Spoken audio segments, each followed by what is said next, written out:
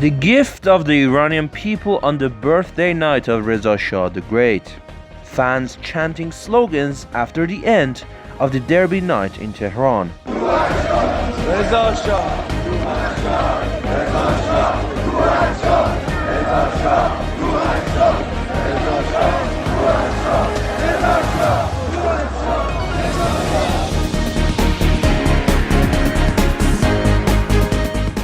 Negar Karimian, a 21-year-old woman, was shot and killed by a bullet fired by a law enforcement officer on the 9th of March on the road from Isfahan. According to a source quoted by the Voice of America, the law enforcement officer mistakenly shot Karimian family's car from a distance of 1 meter instead of a car carrying drugs. The source stated that the bullet passed through the driver's side door, injured Negar's father's hand, hit Negar's abdomen, and exited from her waist. Negar Karimian lost her life due to the severity of the injuries. Images from the funeral of Negar Karimian, a 21-year-old Iranian woman who was killed by a direct shot from a law enforcement officer on the 1st of March. Her burial ceremony took place on the 11th of March at the Bagh-e-Rezvan cemetery in Isfahan.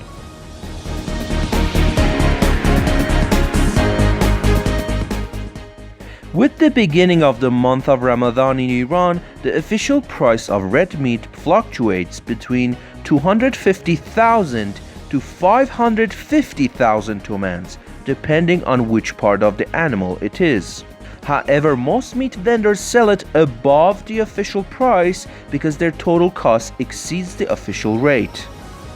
People are forced to wait for hours in long queues to get meat at a cheaper rate.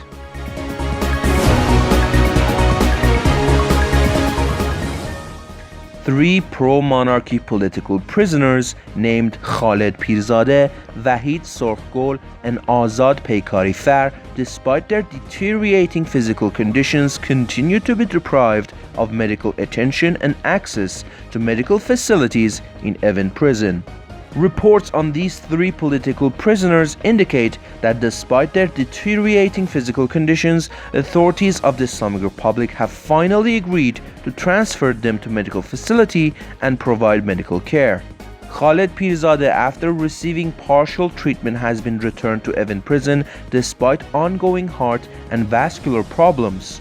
However, he still requires further treatment under the supervision of a specialist physician. Similarly, Azad Peykarifer, who suffers from heart disease, has seen his condition worsen since his detention, experiencing shortness of breath and heart palpitations. Despite objections from prison health officials to transfer him to a hospital and undergo treatment under the supervision of a specialist cardiologist, he remains deprived of medical services. Prison authorities have even discontinued the medications he was taking before his arrest.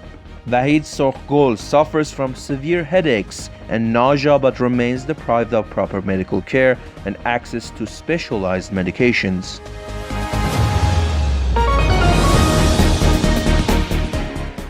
Hossein John, a Christian convert and a pastor, was charged with the dissemination of Christianity.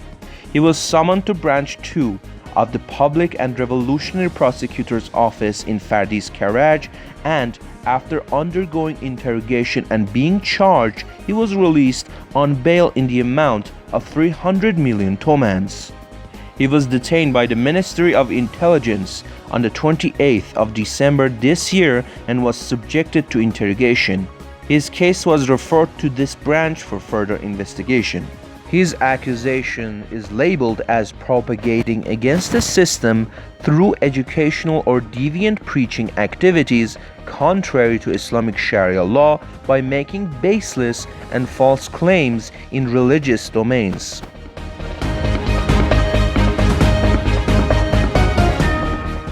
Amir Shah Velayati, a visually impaired participant in Iran's national uprising last year, faces the risk of eye removal if his imprisonment continues. According to medical documents, if Amir Shah Velayati is not released for treatment under the supervision of a specialist physician due to adhesion in the eye socket caused by an unreleased chalazion, his left eye will need to be removed. Amir Shah Velayati was arrested by security forces of the Islamic Republic on the 18th of May last year and was released on bail after a while. He was transferred to Evin prison after being summoned to the court on January 23rd. Derafshan, his lawyer, stated, "The medical certificate confirms that my client needs continuous treatment by an ophthalmologist and should not be held in prison."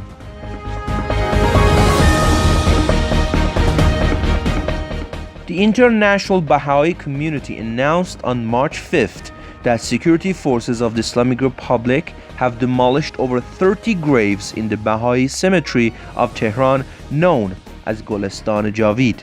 The global Baha'i community stated officials of the Islamic Republic have removed the signs on the graves and leveled them with bulldozers and loaders to demolish their shapes.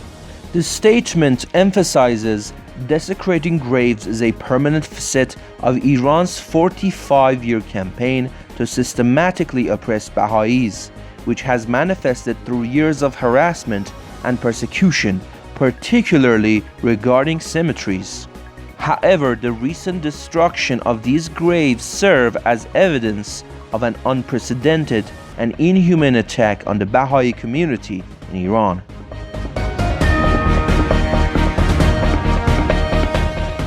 Gathering of protests by victims of Iran Mall project in front of the Ayande Bank building.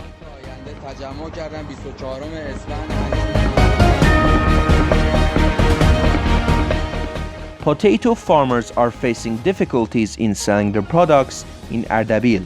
The market is sluggish and the Islamic Republic's Ministry of Agriculture, Jihad, provides no support for them.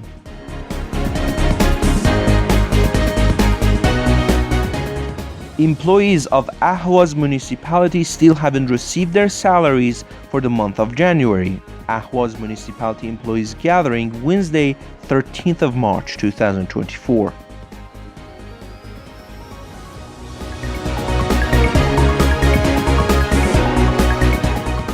The Iranians Americans for Liberty organization extends its best wishes to Iranians worldwide for the celebration of Chaharshanbe Suri, an ancient Iranian festival.